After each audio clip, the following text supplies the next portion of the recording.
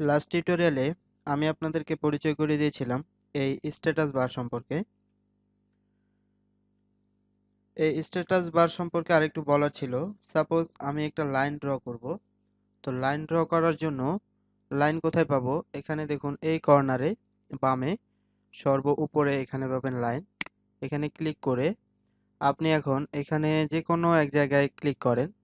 এক জায়গায় ক্লিক করলাম, সরি এটা অ্যাক্টিভ হয়নি। এখানে ক্লিক করলাম, যে কোনো এক জায়গায় ক্লিক করে আমি র্যান্ডমলি কয়েক জায়গায় ক্লিক করলাম, এই পর্যন্ত ক্লিক করলাম। এখন দেখুন এই অবস্থায় আমি মাউসটিকে ছেড়ে দিলাম।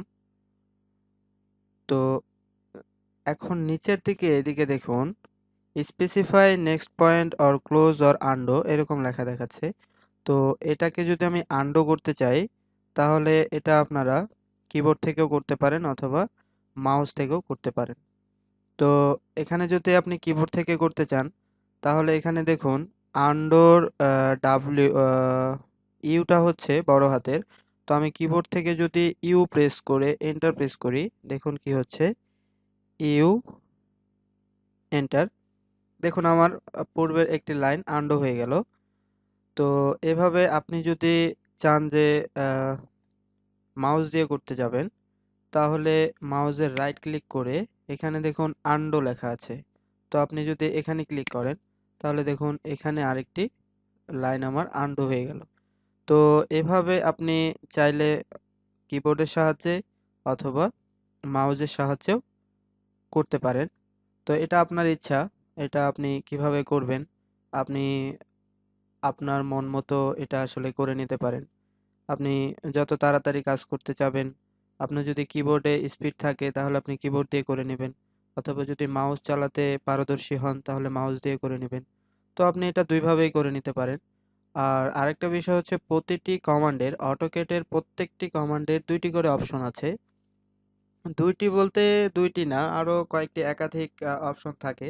তো নর্মালি যেই দুইটির কথা বললাম সেটা হচ্ছে একটা মাউস আর একটা হচ্ছে কিবোর্ড। তো আপনি কিবোর্ডে ইনপুট দেওয়ার মাধ্যমে করে নিতে পারেন, অথবা আপনি মাউসের মাধ্যমেও করে নিতে পারেন। তো এভাবে যদি আপনি আরেকটি লাইন ড্র করেন, এখানে ক্লিক করলাম, করে একটি লাইন ড্র করার পরে আমি যদি এখন রাইট ক্লিক করি, রাইট ক্লিক করার পরে এখানে দেখতে পাচ্ছেন ক্লোজ। আপনি যদি এখানে ক্লোজে ক্লিক করেন, ক্লোজে ক্লিক করলে দেখুন এই লাইনটি, প্রথম আমি যে লাইনটি ড্র করলাম সেই লাইনটির সাথে গিয়ে ক্লোজ হয়ে গেল। তো এভাবে আপনি মাউসের সাহায্যে অথবা কিবোর্ডের সাহায্যে এভাবে আপনি লাইন ড্র করতে পারেন। অথবা আপনি যদি এটাকে আবার পূর্বের অবস্থায় ফিরিয়ে নিয়ে যেতে চান, তাহলে আপনি জাস্ট কিবোর্ড থেকে কন্ট্রোল জেড প্রেস করেন, তাহলে আপনার পুরো জিনিসটা চলে গেল। এখন এই জিনিসটাকে কিভাবে নিয়ে আসবেন, এটাকে যদি আমি কন্ট্রোল ওয়াই প্রেস করি, তাহলে দেখুন আমার পুরো জিনিসটা চলে আসলো। তো এভাবে আপনি এই জিনিসগুলো খুব সহজেই করতে পারেন। অনেক এক্সপার্ট আছে যারা আসলে কিবোর্ডের সাহায্যে খুব দ্রুত এই জিনিসগুলো ইনপুট দিয়ে খুব দ্রুত কাজ করে নিতে পারেন।